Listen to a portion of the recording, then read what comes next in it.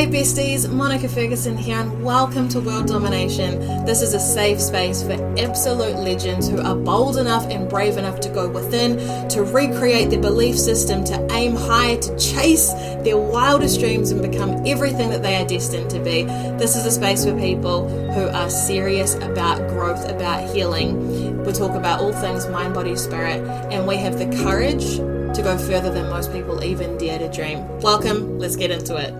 Hey besties, Monica Ferguson here and welcome to this week's episode of World Domination.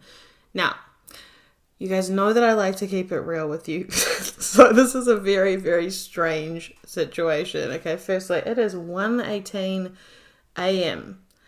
and I have never recorded a podcast at this time of day before, or night, I should say. But here's the thing, right, about this journey of growth, of healing, of personal development. Everything that I share in these episodes is stuff that I live and embody, right? And so the reason that I'm awake at this hour is not from lack of trying. I literally have not been able to sleep because I have so much fear. My body is in like fight or flight. And this is after using all the tools and all the things that I've talked about. But you know what's so cool is that I'm in fight or flight right now and I'm still able to show up and do a podcast. And for me, I'm actually going to celebrate that for a second because I never could have done that like a year ago, 2 years ago. If I was like navigating the fear because I'm so out of my comfort zone, it's like I've crossed that threshold into the next level. So my body is doing what it's designed to do, right? Which is freaking out, trying to pull me back to the familiar, to where it feels safe. Because besties, this next level has been years in the making and I am literally crossing the threshold. There is going to be so much amazing stuff to share with you guys so soon. All of that boring behind the scenes work that I've been doing for literally years, 5, 6, 7 years, in the evenings, in the weekends, boring, right? It's all coming together. And so my whole system is just like, what is this? We do not like it. And for me, I don't know why, but when I'm going through really intense moments of like releasing fear, stepping into the new, I just can't sleep. It's like my body is just so overwhelmed that I can't sleep. And this is where this episode has come from. Because as I was lying in my bed, not sleeping, wishing to sleep and not sleeping, and like listening to my heart race, like I could feel it racing, like I've been running or something. It's just crazy, you know? As my body's moving through this process and I'm holding myself in the present and, you know, reminding myself that obviously I'm safe. This is simply old fear clearing its way out. I started thinking about why. Why, Monica? Why would you put yourself through this? No, but why I have chosen this journey, right? Honestly, I feel like this journey chose me. Like it did. I don't think that we really choose it. I think that those of us who are tapped, who are called for something bigger, you just know it. We're just weird. You know, we're just different.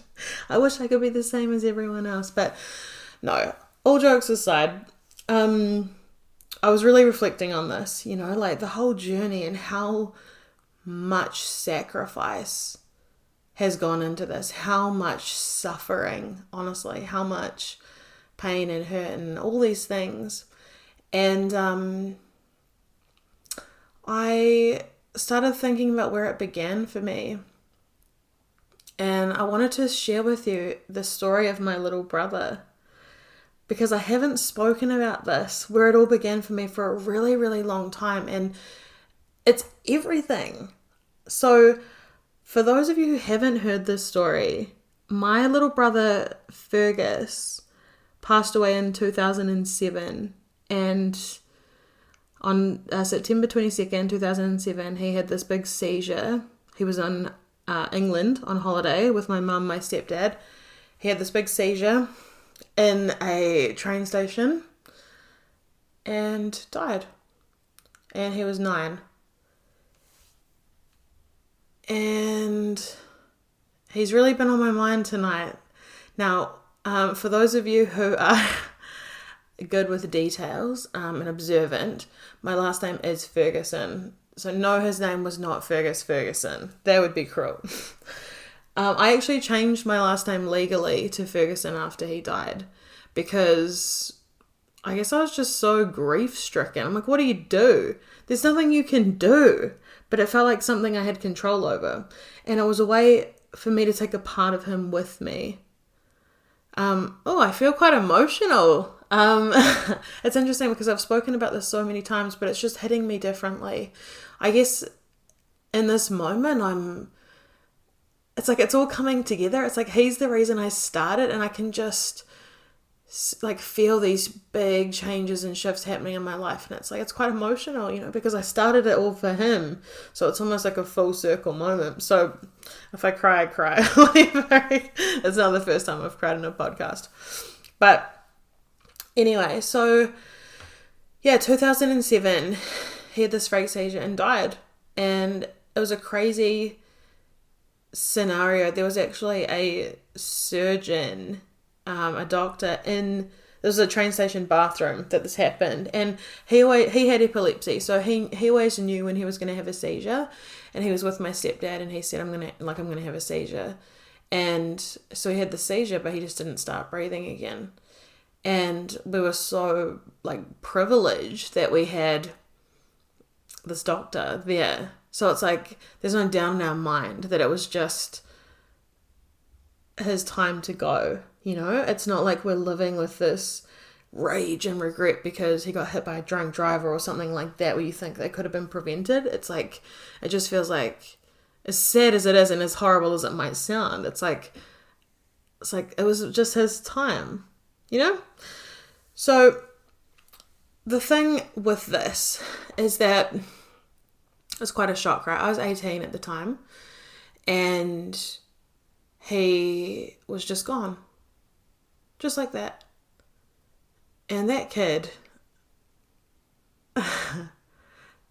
was like, I loved him so much. Like, we had such a special relationship, and because we'd grown up in a really violent household, there was a lot that had happened behind the scenes, like where, there were some moments that I really had to step up and like look to how I was going to protect him, and when there were big things happening, he told me, like he came to me to share and stuff like that.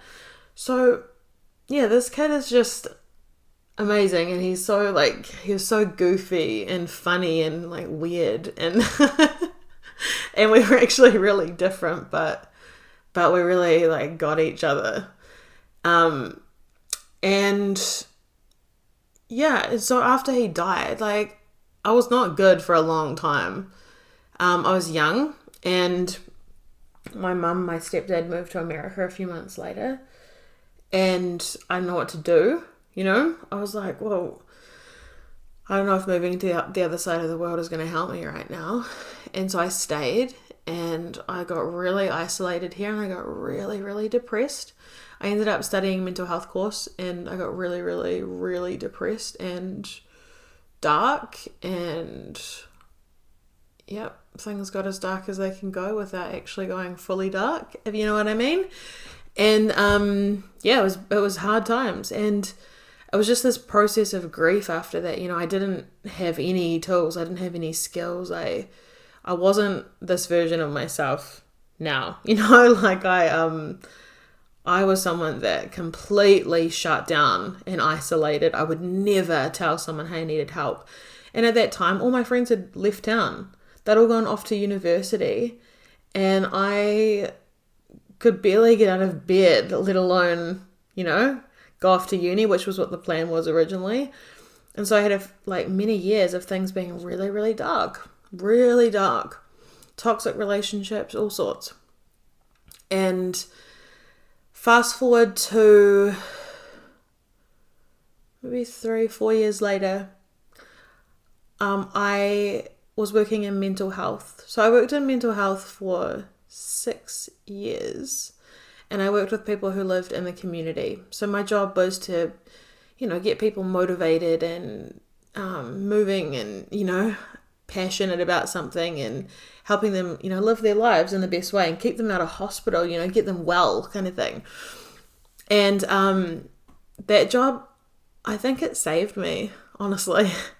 It also almost destroyed me, but at the time it saved me, because there's one thing that your girl cannot stand, and it's a hypocrite. And I was like, I'm not going to go to these people and be like, you should do this. You need to exercise. You need to get up and get fresh air. You need to like do all these things and not do it myself. So it was kind of like a big mirror, you know, where I was like, I'm not going to hate myself and, you know, be so like miserable and negative and self-deprecating and all these things, and then go and tell other people that they should do it differently. And so I really stepped up. That was the time that I really started my own personal development journey. Is where I really started becoming aware of the thoughts, the beliefs, the stories, my behavior, the decisions that I made, you know, all sorts of stuff like that. So anyway, in that role, I had a client. I actually had 2 clients at the time who were really into photography, like really into it. And during our support time, you know, both of them had said to me, hey, can we take like my camera out and go take some photos and stuff? And I was like, yeah, cool, awesome. And so there was this moment, and I will never ever forget it for the rest of my life, ever. And this was in the Kapiti Coast in New Zealand, and I was up on the hill, the Paikakariki Lookout Hill, and it was this like stunning sunny day. And for the locals, you guys know how beautiful it is up there, like the view is stunning. Blue skies, blue ocean. And my client puts her camera in my hand and she said, hey, like, do you want to have a go? And I had never used a camera before, ever. And I like looked through the lens and I took a photo, and it was just this moment of like, oh, well, this is my life now. Like, I'm never going to be the same. And this is where photography entered my life. And that was it. I became obsessed. And not that long after that, like all of these signs, just everything in the universe just led me to going to photography school. Now get this. There was a photography school next door to the office that I worked in, like at the back. I did not know it was there. The client that introduced me to photography, she was associated with that school. So I ended up going with her into like meetings and stuff, where I met the head of the school who started trying to recruit me. And I was just like, oh, whatever, like sales, save your sales pitch. But it became this obsessive thing I could not get out of my head, right? Like, I need to do it. It made no logical sense at all. I was freaking out. I was like, oh my God, I'm too old to start something new. Lol. I was like 26 or something at the time. And I was like, I'm too old. What a joke, eh? What a crock. I'm too old to try something new, to start something new, you know, a new career path. But I was absolutely burnt out of mental health because I was giving so much and just not getting, you know, the support. And it's like, when you care, these roles can just drain you if you don't have the right boundaries and the right supports, which I didn't at the time, you know. So all these things happened. I ended up going and getting into this course, and I studied photography for the next year. And through that, it was the most healing, like therapeutic thing I did for my grief. And one of the first days, one of our tutors, she said, right, you're going to start a project. It's your major project. It's 100% of your grade. You're going to spend, 5 months working on it every week. We're going to refine. We're going to look at your concept. We're going to, you'll plan it out. You'll shoot. You'll execute. You'll edit. We'll change things up. So it's this massive project, right? And me being me, I'm not really one for superficial stuff. So I was like, well, if I'm going to take on a project like this, let's make it juicy. And so I decided to photograph like my grief, my experience, my process, which I hadn't really done up until this point. I'd used a lot of toxic things, a lot of alcohol, a lot of, just dark stuff like that was not good for me, obviously. And so here I had this project where I was able to really start to pull out these things from myself and reframe them. And so just to give you an example, I did things like, everyone has a funeral outfit. So I have this dress. I still have it. It's this long sleeve black dress, and it's like my funeral dress, right? And I took a photo of it because I just remembered that. I remember that dress, the black dress, and I put it on the washing line one day in Wellington on a really windy day to capture like the movement of it. And it's like, that's the sort of thing that I did. Like, it was abstract. The whole thing was really, it wasn't like, here's a church, here's a coffin. It wasn't like that. And so there were things like, one of those sickest things, and I'll never forget this, is after the funeral, right? And your world is in tatters. Tatters? Does that even make sense? Like, it's 1:30, you guys. Oh my god. I'll think of this in like an hour and want to correct it. Whatever. Well, correct me later. You know what I mean, right? Your world is shattered. And everyone just goes back to their life. It's like, you have the funeral, you have the sad day, and everyone just goes back to their world like nothing happened. And you're left with this gaping big hole, and you're like, I don't even know who I am anymore. And then your house is filled with flowers. Everyone sends flowers, and all the flowers start to die. And that was the sickest thing, watching all these flowers die, and I'll never forget it. And so I took a photo of dead flowers, like in a stream, and obviously water is symbolic for emotion and stuff, and I had the reflection of these dead flowers in a stream, you know, stuff like that. And so yeah, I poured my whole heart into this, and my brother, he's very cute, like very cute. And he had 2 girlfriends, little player. And I actually reconnected with this girl, Mel, who they were 9, right? And she used to come to our house and stuff, and I just loved her, and we wanted him to marry her one day. She's so cute. And so at this point she's 17 years old, right? And I haven't spoken to her since. And so I message her and I say, hey, I'm doing this project. Why does this make me want to sob now? Oh my gosh, be warned. So I say, like, I'm doing this project, do you want to be a part of it? And she was like, yes. And so I got her and Fergus's best friend Shane, I got them to be a part of this project, and I got to photograph them. And it's another moment I'll never forget. The 17-year-old versions of them walking towards me. You know, it was just like, oh, wild. So anyway, through this whole process of, catharsis and healing and stuff, it was like so amazing.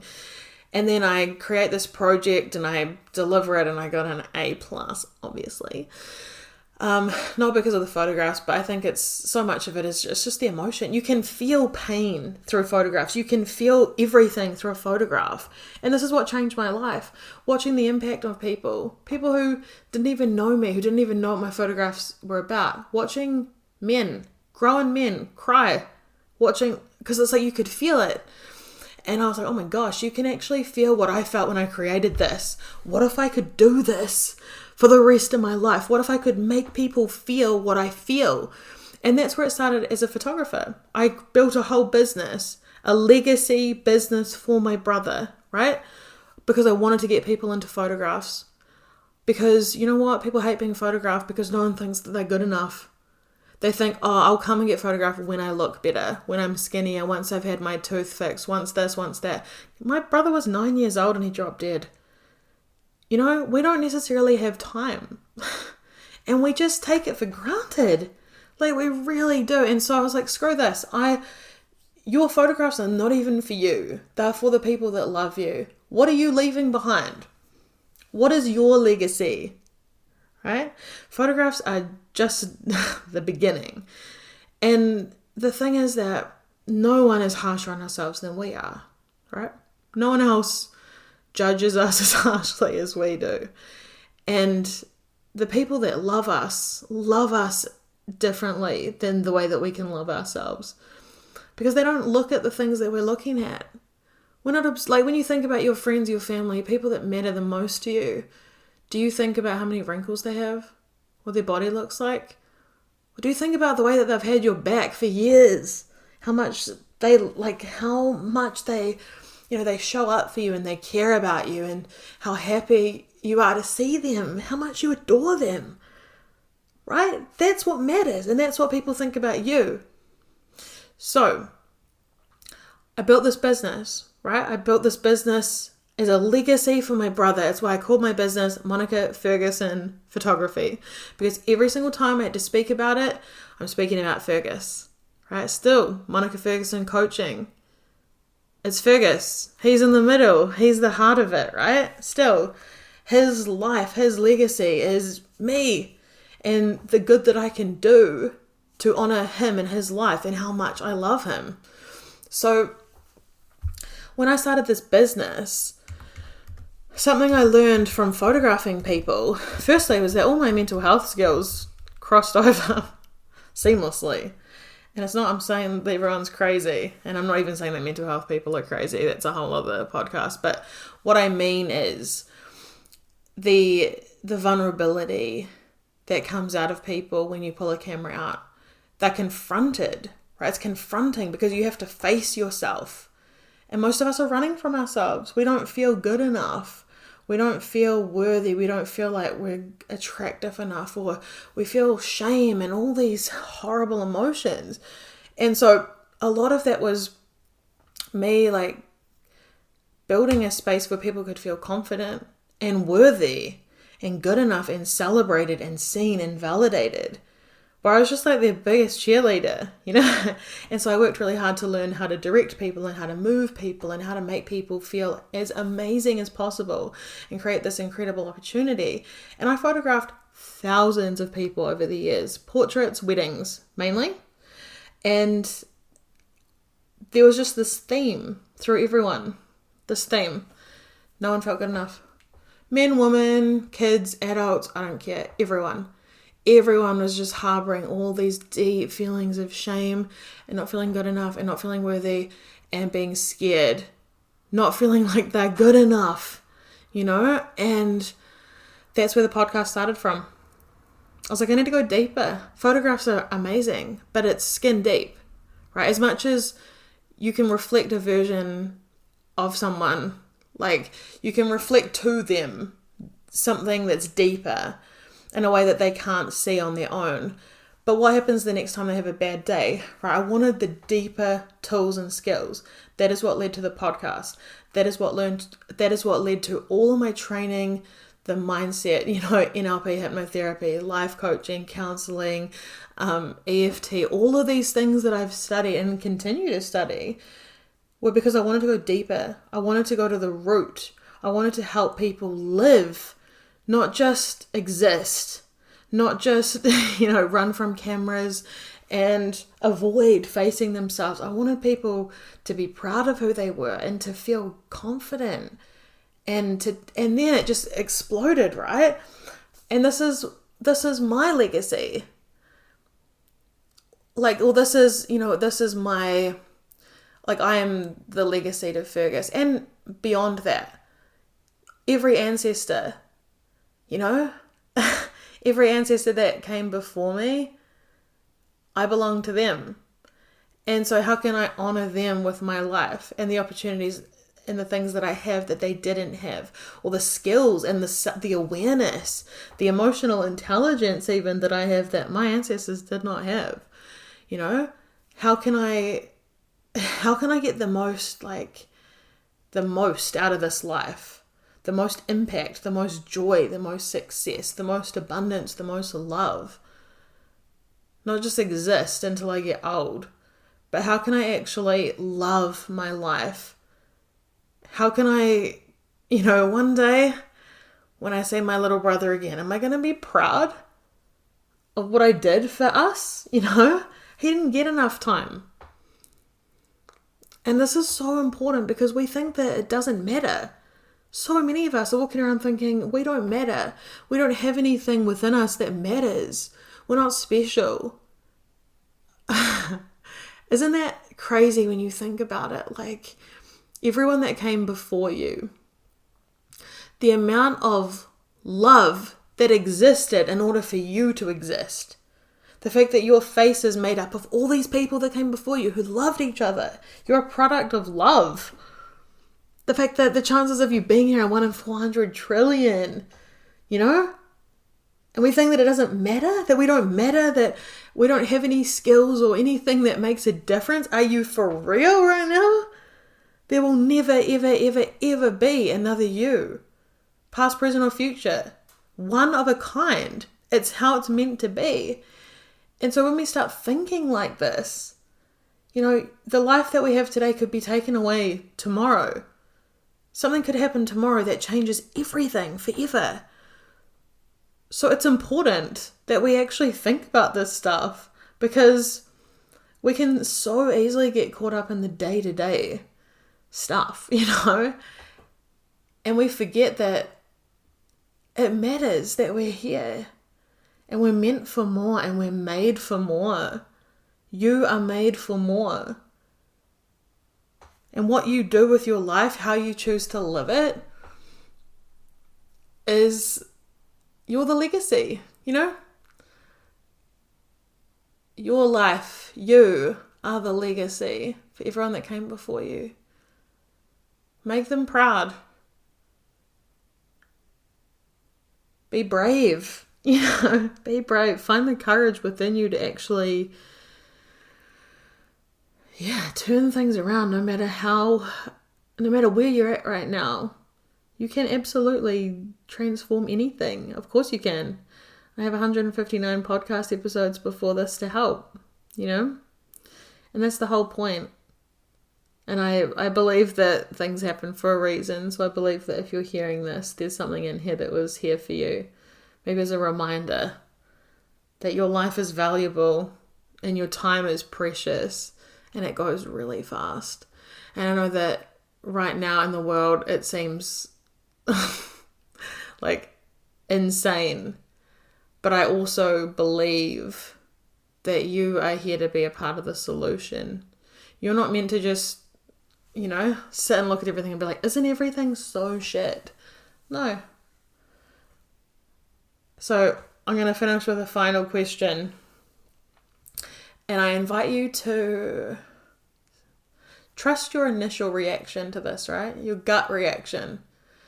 Don't try to talk yourself out of it or shrink it down, but just allow your true response to come up. If you were sitting here with me now and I waved a magic wand and I said, right, I'm going to wave this wand and I can create anything that you want. What do you want to do with your life? I can give it to you right now. No limits, no restrictions. What would you ask me for? That's the thing that you need to do. And if you're resisting it, why?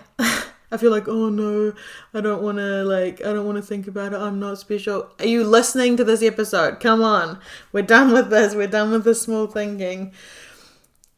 Every single person. And if you're listening to this, if you listen to this podcast, obviously there's something on your heart that you feel called to do, because you simply wouldn't listen to these sorts of conversations otherwise.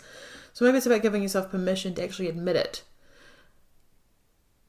That's the key. And a lot of people don't want to do that because they don't want to do the things that they have to do to get it. Because you might be in a situation right now where if you actually went after the things that you want, you're going to have to do some really uncomfortable stuff first, like cut a bunch of people off, leave a bunch of horrible relationships behind, take massive leaps of faith that feel scary, right? But it's on the other side of that. It's worth it. It's worth it.